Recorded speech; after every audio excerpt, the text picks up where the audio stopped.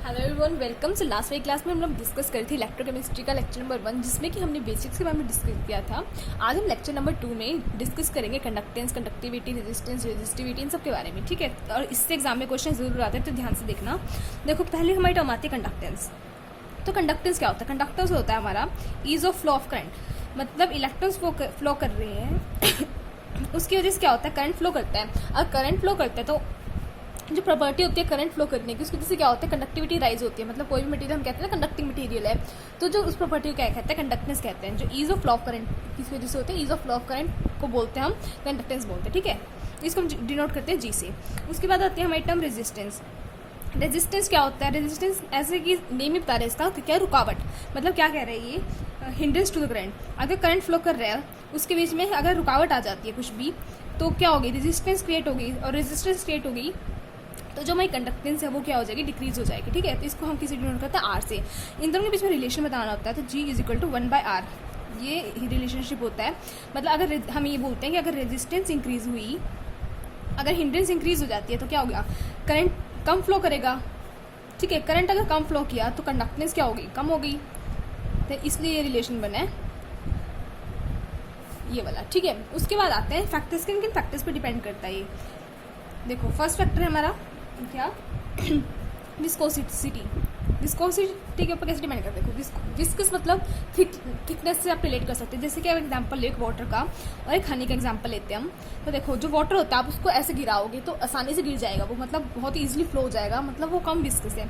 लेकिन आप हनी को गिरा के देखना, वो धीरे धीरे धीरे फ्लो करेगा, मतलब क्या हो जाता है, वो हाईली विस्कस है। तो ठीक है, अगर ये विस्कस बहुत ज़्यादा है हनी, तो मतलब अगर विस्कस ज़्यादा है तो क्या हो रहा है, हिंड्रेंस हो रही है इनकी पाथ के बीच में। मतलब क्या होगा, हिंड्रेंस ज़्यादा हो गया। और हिंड्रेंस ज़्यादा हो गई तो मतलब रेजिस्टेंस भी बहुत ज़्यादा हो गई। और अगर रेजिस्टेंस ज़्यादा होगी तो क्या हो गया, हमारा जो कंडक्टेंस है वो क्या होगी, कम होगी। तो इसलिए हम जो बोलते हैं, जो हाईली विस्कस सब्सटेंस होते हैं वो लेस कंडक्टिंग होते हैं, मतलब वो क्या शो करते हैं, लेस कंडक्टेंस शो करते हैं। ठीक है, सेकेंड एग्जाम्पल हमारा टेम्परेचर का। देखो, टेम्परेचर से क्या होता है, देखो अगर हम टेम्परेचर को इंक्रीज़ करते हैं, देखो ये हमारा कोई भी मेटल है, मेटल से रिलेट मत करो। देखो, ये कोई भी यहाँ पे मॉलिक्यूल्स पड़े, ठीक है, अगर हम इनका टेम्परेचर रेस करेंगे तो क्या करेंगे, बहुत फास्ट इधर उधर भागेंगे, तो क्या होगा, जो उनकी काइनेटिक एनर्जी है वो इंक्रीज़ कर जाएगी। काइनेटिक एनर्जी इंक्रीज़ करने से क्या होगी, जो उनकी स्पीड है वो इंक्रीज़ करेगी। अगर उनकी स्पीड इंक्रीज़ कर गई, पहले देखो ये दो मॉलिक्यूल हैं, ठीक है, ये पहले ऐसे ऐसे चल रहे थे राम राम से, तो क्या होगा, इनकी स्पीड कम थी। तो स्पीड कम थी तो क्या हुआ, इनकी कंडक्टेंस क्या थी, कम थी। ठीक है, कंडक्टेंस इनकी कम थी। लेकिन अगर हमने टेम्परेचर को रेज कर दिया, काइनेटिक एनर्जी बहुत ज़्यादा हो गई, तो इनकी स्पीड क्या होगी, बहुत फास्ट मूव करेंगे। फास्ट मूव करेंगे तो जो रेजिस्टेंस है वो कम हो जाएगी और जो हमारी कंडक्टेंस है वो इंक्रीज़ हो जाएगी। ठीक है, इसलिए मेटल के एग्जाम्पल मैंने इसलिए नहीं दिया यहाँ पर, क्योंकि मेटल्स के केस में क्या होता है, अगर हम टेम्परेचर को इंक्रीज करते हैं तो ये जो मेटल्स के अंदर कैटायंस होते हैं, जिसको मेटल कर्नल्स बोलते हैं, ये क्या करेंगे, आपस में हिंड्रेंस क्रिएट करेंगे। इस हिंड्रेंस की वजह से जो हमारी कंडक्टेंस होती है ना, वो डिक्रीज हो जाती है। तो ये किसके केस में होता है, मेटेलिक कंडक्टर्स के केस में। जो हमारे टेम्परेचर, मेटेलिक कंडक्टर केस में अगर हम टेम्परेचर इंक्रीज करते हैं तो हमारी कंडक्टेंस क्या करती है, डिक्रीज करती है। ठीक है, लेकिन जो नॉर्मल है कंडक्टेंस, उनके केस में क्या होता है, टेम्परेचर इंक्रीज करने से कंडक्टेंस भी हमारी इंक्रीज कर रही होती है। ठीक है, थर्ड फैक्टर आता है हमारा आयनिक, इंटर आयनिक इंट्रैक्शन का। इंटर आयनिक अट्रैक्शन का मतलब क्या होता है, देखो एग्जाम्पल से देखते हैं। देखो, ये एक मॉलिक्यूल है, ये एक मॉलिक्यूल है, इनके बीच में क्या बहुत ही स्ट्रॉन्ग फोर्स है। ठीक है, इनके बीच में बहुत ही ज़्यादा स्ट्रॉन्ग फोर्स है और इनको यहाँ पे जानना हो तो ये बहुत ही ज़्यादा टाइम लगाएंगे यहाँ पे जाने में। मतलब क्या होगा, इनकी खाली से इस मॉलिक्यूल को यहाँ पहुँचना है, तो क्या इनके बीच में अट्रैक्शन है ए, इसको मान लो बी। अब इनके बीच में क्या इंट्रैक्शन है बहुत ही ज़्यादा, तो अगर हमें बी को यहाँ पहुँचाना है तो ये बहुत स्लो जाएगा, क्योंकि ए क्या कर रहा है, इसको अट्रैक्ट कर रहा है। तो क्या होगी, स्पीड बहुत कम होगी। अगर स्पीड बहुत कम होगी तो हमारी क्या है, कंडक्टेंस भी कम हो जाएगी। ये कंडक्टेंस है कि जितनी जल्दी पहुँच रहे हैं, अगर स्पीड कम होगी तो कंडक्टेंस भी कम हो जाएगी। ठीक है, इसका एग्जाम्पल लेते हैं हम NaCl और MgCl2। देखो, Na के ऊपर पॉजिटिव चार्ज है, Cl के ऊपर नेगेटिव चार्ज है, मैग्नीशियम के ऊपर +2 चार्ज है और कैल्शियम के ऊपर -1 चार्ज है।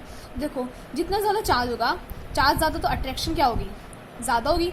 और अगर हमारी अट्रैक्शन ज़्यादा हो रही है तो मतलब क्या हो गया, उसके बीच में जो हिंड्रेंस है वो भी बहुत ज़्यादा होगी, क्योंकि क्या कर रहा है, जो पीछे वाला एटम है, चार्ज ज़्यादा है, जो पीछे वाला एटम है इसको अट्रैक्ट कर रहा है, मतलब इसको रोक रहा है। अगर रोक रहा मतलब क्या होगा, हिंड्रेंस ज़्यादा होगी। हिंड्रेंस ज़्यादा होगी तो जो हमारी कंडक्टेंस है, जिसको हम जी से डिनोट करते हैं, वो क्या हो जाएगी, डिक्रीज हो जाएगी। तो ये तीन फैक्टर होते हैं जिनके ऊपर हमारी कंडक्टेंस या रेजिस्टेंस बोल सकते हो, जो कि डिपेंड करती है। ठीक है, फर्दर हम डिस्कस कर, जो हमारी नेक्स्ट टर्म है वो है रेजिस्टिविटी। रेजिस्टिविटी भी क्या होता है, एक तरह से रेजिस्टेंस ही होता है, बस ये इसको हम किस लिए स्पेसिफिकली किसके लिए बोलते हैं, इसको हम बोलते हैं resistance of 1 centimetre cube of conductor. इसके लिए जो रेजिस्टेंस होती है 1 सेंटीमीटर क्यूब के लिए, उसको हम रेजिस्टिविटी से डिनोट करते हैं। बस और कुछ भी डिफरेंस नहीं है, रेजिस्टेंस भी वही होता है, रेजिस्टिविटी भी वही होता है, बस यहाँ पे डिफरेंस किया जाता है 1 सेंटीमीटर क्यूब ऑफ कंडक्टर। ठीक है, इसको हम डिनोट करते हैं इससे, रो से, ऐसे रो बना देते हैं, इससे डिनोट करते हैं। ठीक है, उसके बाद जो आइटम आती है वो है कंडक्टिविटी। कंडक्टिविटी क्या है, बिल्कुल सिमिलर है जैसे कि हमारी किया है कंडक्टेंस है, क्योंकि नाम से ही देख लेना आप। ठीक है, कंडक्टेंस और कंडक्टिविटी इसमें वही होता है, क्या होता है, कंडक्टेंस ही होते हैं ये भी, किसका, of 1 centimetre cube of conductor. ठीक है, या इलेक्ट्रोलिटिक सोल्यूशन बोल सकते हैं आप यहाँ पे, कि अगर 1 सेंटीमीटर क्यूब इलेक्ट्रोलिटिक सोल्यूशन है हमारे पास, तो जो उसकी कंडक्टेंस होगी उसको हम किससे डिनोट करेंगे, कंडक्टिविटी से। इसको आप किससे डिनोट करते हो, कापा से। ठीक है, ऐसे कापा के बना देना एक तरह से, इसको हम डिनोट करते हैं कापा से कंडक्टिविटी को। ठीक है, अब देखो हमारा ओम्स लॉ क्या कहते हैं, ओम्स लॉ हमारा कहते हैं V is to I R. V क्या हो गया, पोटेंशियल हो गया। ठीक है, I क्या हो गया, करंट हो गया, और R क्या हो गया, हमारा रेजिस्टेंस हो गया। ये होता है हमारा, तो यहाँ से हमारा फॉर्मूला निकलता है R is to rho L by A। ये फॉर्मूला बहुत इंपॉर्टेंट जो कि आपका याद रखना है। R क्या हो गया, मेरा रेजिस्टेंस हो गया। ठीक है, ये रो क्या हो गया, ऊपर बताया मैंने, रेजिस्टिविटी हो गया। L क्या हो गया, लेंथ, कितना लेंथ का कंडक्टर है, और A क्या हो गया, एरिया, मतलब उस कंडक्टर की जो एरिया है वो कितना, एरिया ऑफ कंडक्टर। ठीक है, तो ये फॉर्मूला है जो कि आपको याद रखना है। और जो यहाँ पे कापा होता है, देखो कंडक्टेंस में क्या था, G से डिनोट करते हैं, और वो किसके इनवर्सली प्रोपोर्शनल होता है, R के, मतलब रेजिस्टेंस की। तो जो कापा है, कंडक्टिविटी है, वो किसके इनवर्सली प्रोपोर्शनल हो जाएगा, रेजिस्टिविटी की। ठीक है, तो ये दो फॉर्मूला भी आप यहाँ से याद कर सकते हो। अब देखो यहाँ से हम एक और फॉर्मूला डिराइव कर सकते हैं, किसका, कापा का, मतलब कंडक्टिविटी। कैसे, कंडक्टिविटी का एक और फॉर्मूला यहाँ से आता है, कैसे निकालेंगे हम इसको। देखो ये R is to rho L by A, तो रो का इस साइड ले जाओ, R का इस साइड ले जाओ, तो क्या बनेगा, 1 by rho is to 1 by R L by A. 1 by rho को हम क्या लिख सकते हैं, कापा, लिखा मैंने कापा। 1 बाई आर को मैं लिख सकते हैं G, कंडक्टेंस लिखा। और जो ये होता है L बाई ए, इसको हम G स्टार से डिनोट करते हैं, और इसको क्या बोलते हैं, G स्टार को L बाई ए बोलते हैं। इसको क्या बोलते हैं, सेल कांस्टेंट, मतलब ये क्या है, सेल का कांस्टेंट बताते हैं आगे क्या होता है। तो यहाँ से जो हमारा फॉर्मूला बनता है वो क्या आ गया, kappa is equal to G into G star. तो यहाँ से हम ये 1 2 3 ये वाले फॉर्मूलेस भी याद रख सकते हैं हम। ठीक है, अब देखो इनकी हमें क्या देखना है, यूनिट्स देखने हैं। देखो जो हमारा रेजिस्टेंस होती है, रेजिस्टेंस मतलब R से डिनोट करते हैं, उसकी यूनिट होती है ओम। ठीक है, ओम, जिसको हम ऐसे डिनोट करते हैं, बल्ब बना देते हैं एक तरह से।